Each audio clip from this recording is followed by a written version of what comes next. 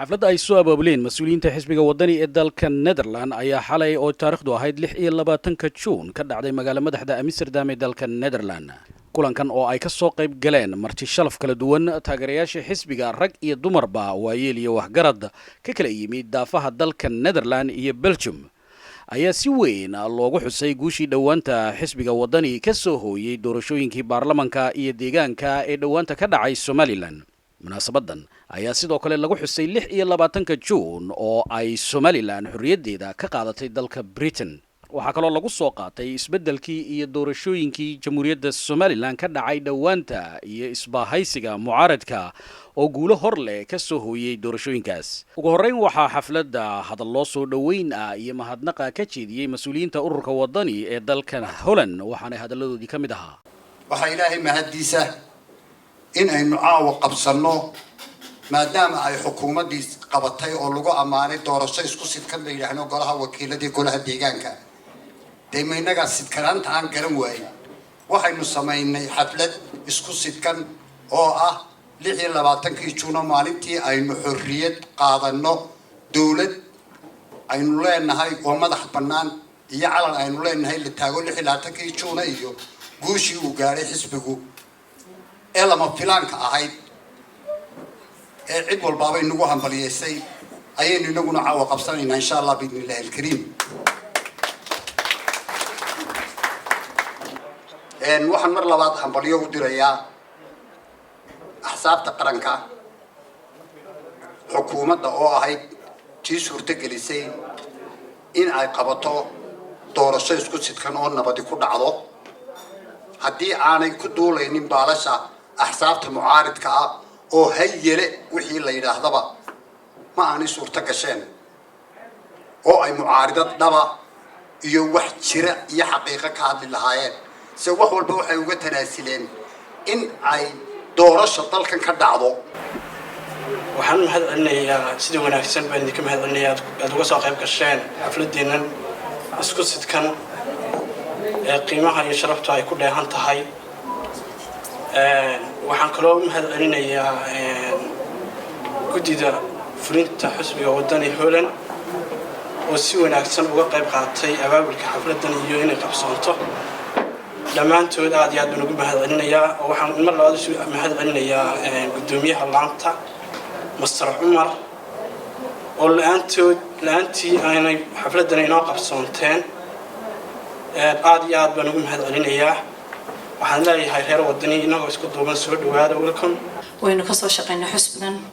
laantiisa Holland si uu maaragtay horumar u gaadho. maantana waynu ku guuleysanay aad iyo aad baynu ugu guuleysanay horumar baynu sii gaadhnay haadbahaadka cibay noqotay sidaan waxaynu doonaynaa inuu aad iyo aad uga sii wadno aynu maaragtay sidaa uga sii rag iyo dumarba kasii hor qaadno ama hore uga sii baxno. xisbi baa qabsanaya xisbigii kale baa ka degaya marka inagu guul aynu la rabno wadankeeni Somaliland weeye kaas aynu ka soo jeedno kaas oo dhaxalkeeniya kaas aynu ka farcanay kaas aynu maaragtay ciribdameedkeena kaas aynu guushiisa iyo wanaagiisa doonayno inaynu gaarno ayaynu maanta xisbiyada u sameynaynaa. dadka Somaliland ma kala hata faraaruq isku mid baynu nahay meel baynu uga soo wada sheegaynaa. اعترافكنا إلهي سبحانه وتعالى ينوهيا وصدق أيه سو dhaweynaya. waxaa kaloo iyaguna kulankan ka hadlay aadna uga mahad celiyay sida quruxda badan ee xafladda loo soo abaabulay qaar kamid ah odayaasha musdambeedka jaaliyadda Somaliland ee dalka Netherland iyo marti sharaf kaleba. waxaan qoraydin xasuusanayaa mar haddaynu qurbaa joogna inkastoo aynu xisaab kala taageerno haddana inagu qaran baynu nahay. qarannimo ayaan ku talaabsanaynaa wadankeena waan wada difaacaynaa. wadan walba waxa uu safiiraa dadka jooga مدخن قربها وقوم بقى بقصة يجا قد بيا مسجك يجا قد بيا فريمة أيدونا ودخلوا هم مريان وحمرك على إنه جبه هي النجا إنه حفلة إنه كلمة إنه حفلة إنه تذكر وش إنه إنه تصنع هي اللي إنه جبه هي مركي قاتل مدحويني يو برايم مينستر يو وزير هذه النفط الحياة ورد وتدويدين الحين كوبي الحين مركب حكيتهم بيه وأوجدين إن رج حسن كيدي هذه أرنتها دقدقة صناعية وحنا مركا كل إيران منه أو حنو جدنا أما دبال دقينا وحويان xorriyaddii 26 oo haddana la yidhi waa la soo noqonay 18 May. جارية سومالان قبلة شوكتي قبلة شوكة قلقل شوكة سومالان صدح ذا حسبي قرن مدح ذا قرياشة قولا أهوريت تجينا وسيتها إلينا هذا كعصبنا ونسولو ويننا وكيل هذا وعنو لنا هاي دمان شعب سومالان كعيدة نبض كوبي الحاجة جرستي قبيس ماتش على إن عندها كلا فرطة وأنا قلت قف جرا مركز تنا وجعلي هاي إن هذا جرا سكت وما يصور خشوع مركز أنا واحد ربع سنة إلا هذا حر مني وحين الحركة هاي ما أنت قبيس وجنجتك وحنا جنجتك المثالتي إن نسوون كحنا له وعينه هذا جرا سكت قعدت ورسله إلا أن كحرونه قعدتها أن ورسنا إنه بسكوف اللانو وندول كين يبتينا خلاص وبحنا حر مني لحظة كيبان حرورة يان لنا هاي حرمني كوي سكاش كيبان حرمة دي لصون نقولنا ما لنا هاي منا حركة سالو كده هذا تكتو هيئة بسوينا هذا ربادية إنه تكتو حكولي هيئة بسوينا بيرل ديني هذا تكتو حكولي هيئة بسوينا غير مجال كيني وحكولي هيئة بسوينا إنشي أو أرض يلا كيسا أو هيئة كسوية إنه كتراك قاطو هو حكاية مركز تدمير حولي حرمني دور الشديد عضي كوبي صدق كي بيشان حسبك وطني وحكسه هو يقول آدي وين كوشاس أو حسبك سوه هو وحسوع عليي أن بالانسيجي أي لهايين كلياشة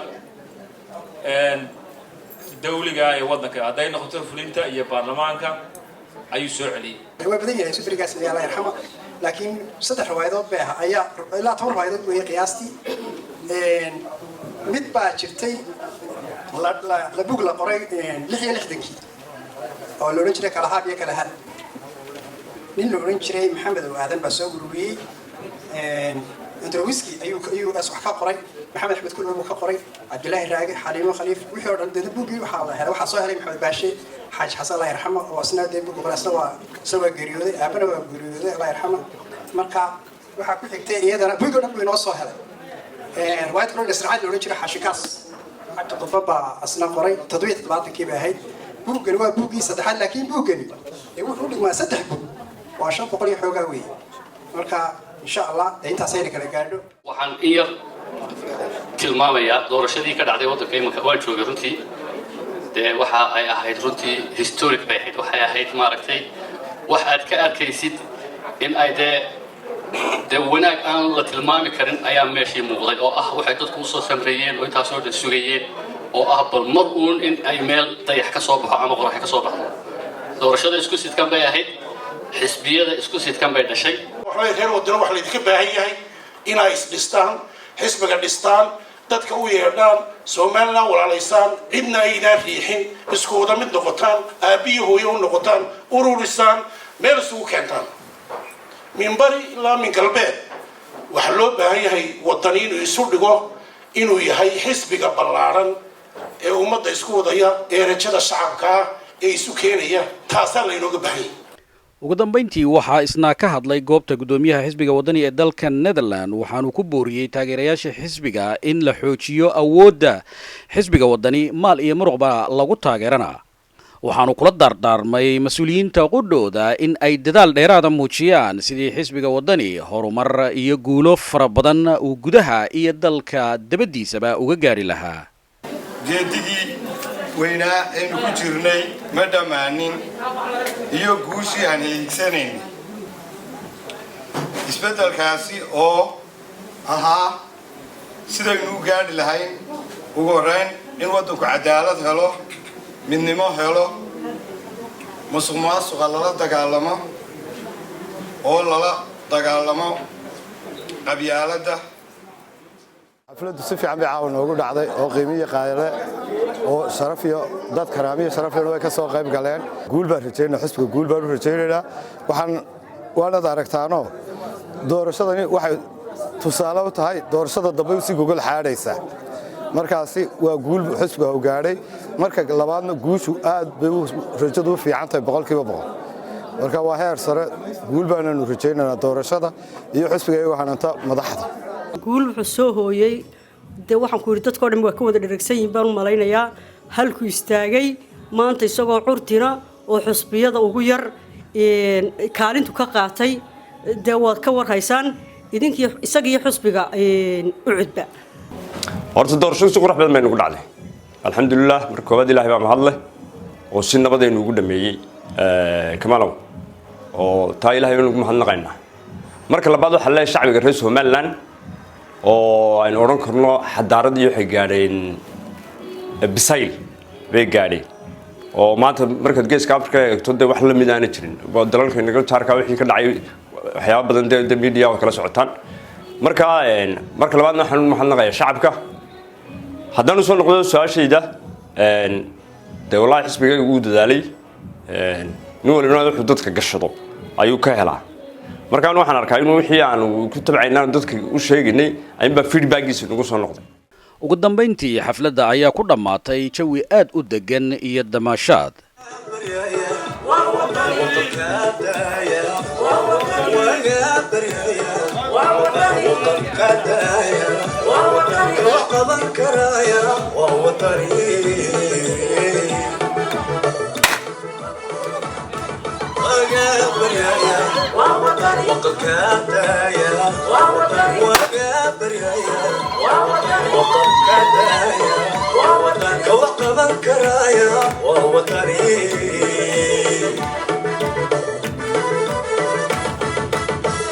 عقلي وعليك كرامتي وكر علمي له وقتي ولا صدى ووطني اسمي وطني ووطني اسمي وطني